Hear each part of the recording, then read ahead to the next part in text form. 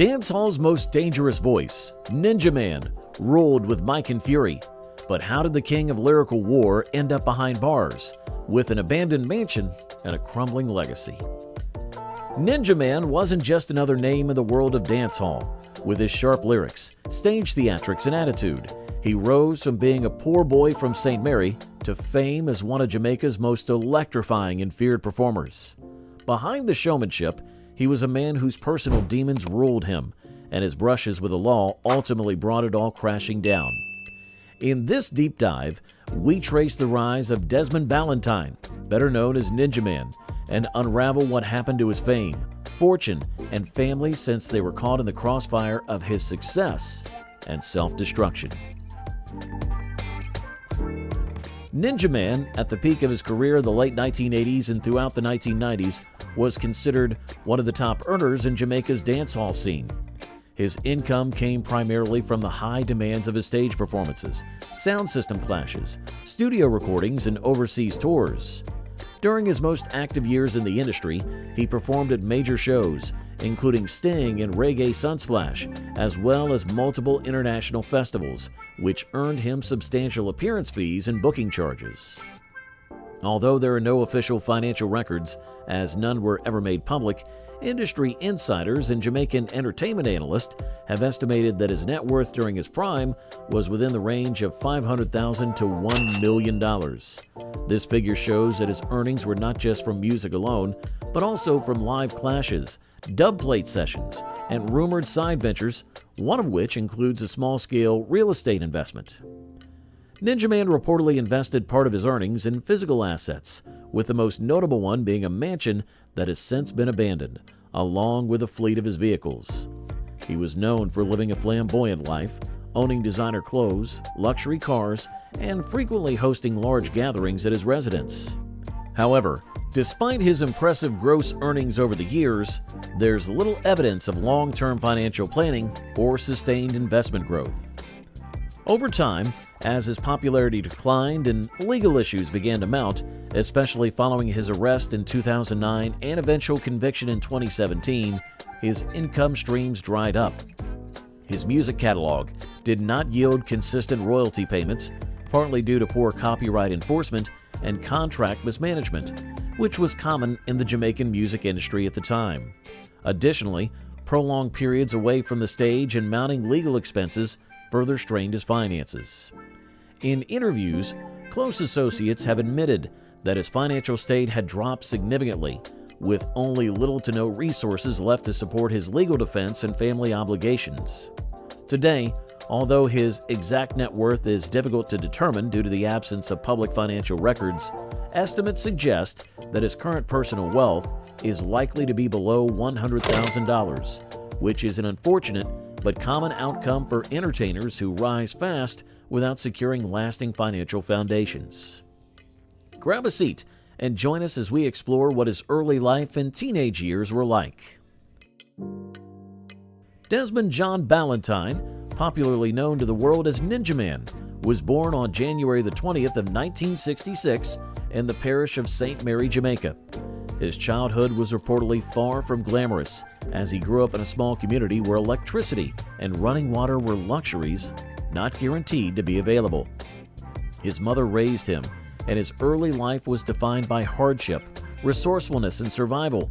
From a young age, he had to learn how to fend for himself. His family later relocated to Spanish Town and eventually to the city of Kingston, where the tone of his upbringing changed. The capital city, which was full of musical opportunities, was also home to a significant amount of crime, gang activity, and political unrest. For Desmond, it was a harsh new world. Seeing as he was surrounded by tension, yet fueled by his ambition, he began to absorb the energy of the streets, and he learned early that commanding attention was a form of power. At the age of 12, he had become immersed in the world of sound system culture, which was the cornerstone of Jamaican music and community entertainment at the time. Ninjaman first joined the Black Culture Sound System, where he tested his lyrical sharpness at street corners and community dances. His confidence, quick wit, and raw aggression made him stand out from the others.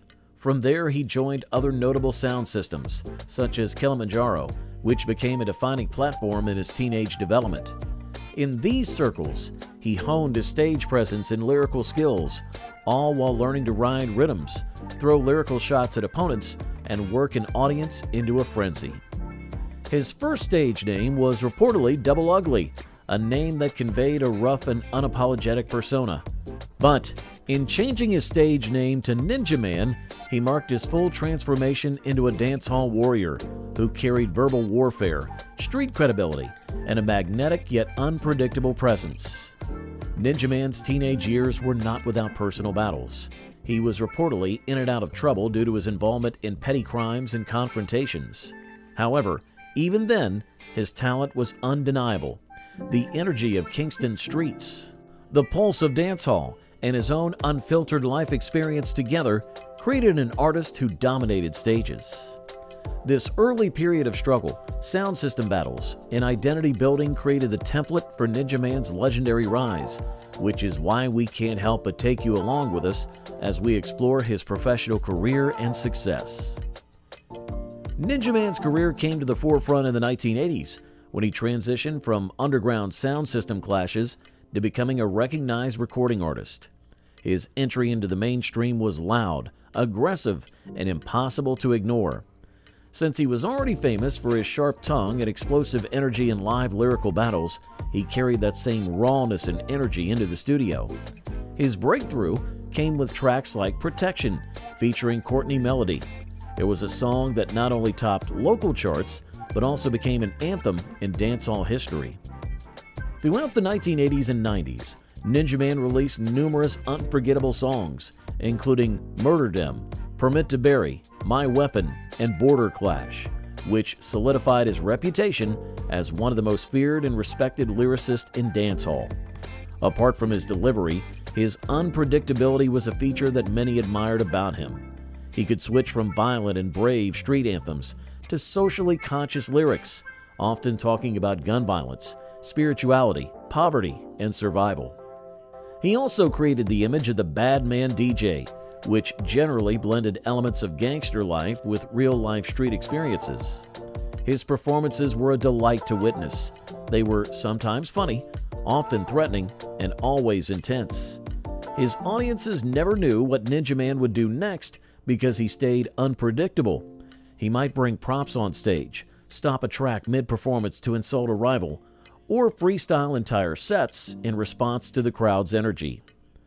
By the early 1990s, he had become a pivotal figure in major Jamaican stage shows, including Sting, Reggae Sunsplash, and Sumfest, where fans gathered to witness his lyrical clashes, particularly his legendary battles with Shabba Ranks, Supercat, and Bounty Killer.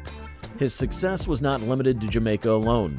Ninjaman toured internationally, taking the rawness of his dancehall culture to audiences in the UK, Canada, the US, and across the Caribbean. His ability to command attention was beyond comprehension, which earned him a cult following among dancehall purists worldwide. Despite his fame and influence, Ninjaman never fully crossed over into the commercial pop world. Unlike some of his peers who did back in the day, he stayed controversial and unapologetically street.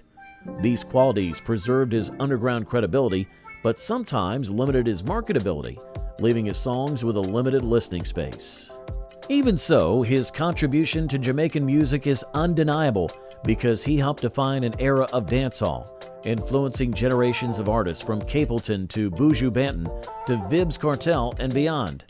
To many, he was more than just an artist. He was an institution, and they were willing to follow in his ways. Record sales or awards didn't just measure Ninjaman's success, but also the cultural impact that it had. Now that we know about his professional career and success, let's explore the luxury and lifestyle his success has afforded him. At the height of his career, Ninjaman lived a life that showed his larger-than-life persona. He was known for his theatrical flair both on and off stage, as he invested heavily in projecting an image of himself as successful and wealthy, often showcasing it through his homes, vehicles, and fashion. One of his most valuable assets was a mansion that's located on the outskirts of Kingston, which became a symbol of his reign in the dancehall industry. The property has multiple rooms, ornate railings, balconies, and a spacious compound. Although not luxurious by international standards, it was a significant achievement for someone who had come from poverty. For many upcoming artists, it served as a visual reminder of how far dancehall could take them. Inside, the mansion was reportedly decked out with luxurious furnishings, a personal studio setup, and decor that showed his bold personality. Friends, artists, and industry insiders remember it as a hub of activity, a kind of dancehall embassy where younger DJs could pass through, take advice, or just witness Ninjaman's unpredictable lifestyle firsthand. He was also known to love flashy cars, and his driveway was always filled with them. Over the years, he owned a series of vehicles ranging from SUVs to sedans, all of which were carefully chosen to showcase his status and dominance. He was frequently seen in luxurious cars, such as the Toyota Crown and BMWs, as well as custom-painted vehicles with personalized designs that matched his stage names or catchphrases. While specific models beyond the Toyota Crown and BMWs weren't consistently documented, those close to him reportedly recall him frequently changing cars, keeping up with his reputation of wealth and flamboyance. Fashion was another place where he showcased his expensive taste. Either in tailor-made suits or colorful streetwear with gold chains and designer shades, Ninjaman was a walking performance piece. He was always dressed like the star he was, often adding a touch of flamboyance with his street style, which made his appearance alone enough to command attention, long before he even picked up a microphone. For a star like Ninjaman, we can't help but join you in wondering who he spent his luxurious life with. Was there a woman in the picture worth noting? How about children? That takes us to the next phase, getting to know his relationships, family, love, and kids. Away from the stage lights and dancehall swagger, Ninjaman led a complex personal life. While he had a public image defined by lyrical warfare and street wisdom, behind closed doors, he was reportedly a loving partner and father. However, his family life was reportedly as turbulent as his career. Ninjaman was reportedly involved in several relationships throughout his life, but one woman, Dorothy Patrick, stood out as his most enduring partner. Their marital status was never formally confirmed, but she was a consistent presence through many of his highs and lows.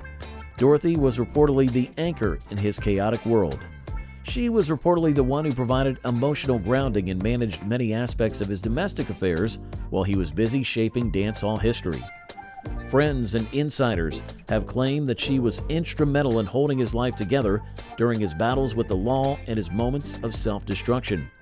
As for children, Ninjaman is believed to have fathered as many as 23, though only a few of them are publicly known. His son, Janelle Ballantyne, who is known in music circles as Ninjaman Jr., has followed in his father's footsteps by pursuing a career in dancehall. Janelle has released tracks of his own, attempting to keep the Ballantyne name alive in a more reformed and disciplined light. He has reportedly spoken with pride about his father's legacy, but also with realism, acknowledging the burden of carrying a name that is mixed with glory and scandal. Currently, Ninjaman Jr. continues to make music in Jamaica, performing at smaller shows and building his path, though without the explosive attention that surrounded his father. Several of other Ninjaman's children have reportedly opted for quieter lives. Some have relocated abroad, with known reports placing at least 2 of his children in Canada and 1 in the United States, where they have pursued education and stable careers outside the music industry. One daughter is said to have completed a nursing degree and now works in the Canadian healthcare system, while another son reportedly works in construction and carpentry in Florida. Others have remained in Jamaica, carving out modest lives away from the spotlight of the dance hall. According to those close to the family, a few of his children run small businesses, and one operates a clothing and accessories boutique in Kingston. Though many of them keep low profiles, they're said to maintain some level of contact with their father, especially since his imprisonment. Despite the bad nature of his relationships due to his fame, lifestyle, and later incarceration, Ninjaman has always emphasized his love for his children. In various interviews and courtroom sessions, he expressed his regret for not being more present, particularly during crucial moments in their upbringing. Yet, he has reportedly remained hopeful that they would use his life as a lesson, learning not just from his triumphs, but also from his mistakes. In recent years, some of his children have gathered around him during his legal battles by attending court hearings or issuing public statements of support. While they may live in different cities, countries, and circumstances, the echo of Ninjaman's legacy continues to shape their lives, whether they embrace it, fight against it, or quietly live with it. So far, you've been hearing about Ninjaman's incarceration, court battles, and arrests since this video started. Your mind has probably gone far, thinking of what he might have done to deserve such. Well, buckle up as we take you through his scandals, controversies, and philanthropic endeavors, which he undertook despite the scandals and controversies that stained his name. For every moment of musical brilliance, there was an equally loud controversy following him. Ninjaman's name was synonymous with lyrical violence, clashes, courtroom dramas, and the kind of unpredictable behavior that blurred the line between art and anarchy. In the early days of his career, Ninjaman's stage pranks often caused problems.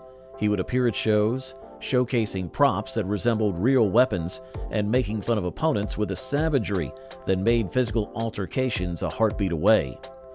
Promoters booked him with excitement and anxiety because when Ninjaman showed up, anything could happen. His high-profile clashes with artists like Shabba Ranks, Supercat, and Bounty Killer became legendary events. These lyrical battles often extended beyond music, leading to real-life feuds that spilled into the streets. However, all of that is little compared to the scandal that ultimately brought down the dancehall giant. In 2009, Ninjaman and his son, Janelle Ballantyne, were arrested in connection with the murder of Ricardo "Ricky Trooper" Johnson, who was murdered during a dispute in Kingston. The trial, marred by delays, rumors of witness intimidation, and legal wrangling, lasted for nearly a decade. In 2017, Ninjaman was convicted of murder and sentenced to life in prison, with eligibility for parole only after 25 years. His son received a similar sentence. The conviction sent shockwaves throughout the music industry, but the story doesn't end there. As of 2025, Ninjaman is still incarcerated at the Horizon Adult Remand Center in Kingston, where he has remained since his sentencing. Despite his incarceration, he has continued to make headlines. In recent years, his legal team has reportedly made multiple attempts to appeal the conviction, citing the mishandling of evidence and procedural delays. The most recent appeal was reportedly filed in 2023 and was rejected by the court, reaffirming the life sentence. Ninjaman has reportedly undergone a profound personal transformation behind bars. Sources indicate that he now leads prison devotionals, mentors young inmates, and counsels fellow prisoners on topics such as anger management and conflict resolution. Although many view this as an act of redemption, others remain skeptical because they are unable to forget the violence and controversy that once defined him. Although before his final arrest, Ninjaman had already begun shifting toward redemption. Around 2006, he announced that he had found God and vowed to stop performing violent lyrics. He did because he started producing uplifting tracks, speaking in schools and warning the youth about the dangers of guns, illegal substances, and gang culture. His effort to rebrand himself included back-to-school giveaways, charity performances, and participation in anti-violence initiatives across inner-city communities in Jamaica. Though his philanthropic efforts do not receive the same attention as his scandals, they were genuine. Community leaders have reportedly confirmed his presence at outreach events, and parents praised him for using his platform to speak hard truths. In a way, it was Ninjaman trying to undo the damage he had caused through his years of glorifying the very street life he now condemns. Even from behind prison walls, Ninjaman's legacy remains a tug-of-war between light and darkness. To some, he's the villain who threw away greatness. To others, he's the cautionary tale of someone who found clarity too late. Either way, his story remains one of dancehall's most unforgettable journeys because it is messy, tragic, and deeply human. Ninjaman's story is not just a tale of music, but also a lesson on fame, choices, and the consequences of those choices. From his bold presence on stage to the silence of a prison cell, Every chapter of his life leaves a lasting mark of triumph, tragedy, and transformation. It is now up to you to view him as a legend, a cautionary tale, or both. But one thing is certain, Ninjaman carved his name deep into the soul of dancehall. From the sound clashes of Kingston to the silence of a prison cell, Ninjaman's journey is a story soaked in brilliance, chaos, and the hard lessons of life. His music has, without a doubt, lit up stages, but his choices made the light that once made him untouchable dim. Whether you remember him for his hits, the headlines, or the heart he showed in the end, one thing is clear: Ninjaman's legacy is as unforgettable as it is unfinished, despite his incarceration. What part of his journey struck you the most, and what are the lessons learned from the life he lived? Drop your thoughts in the comments.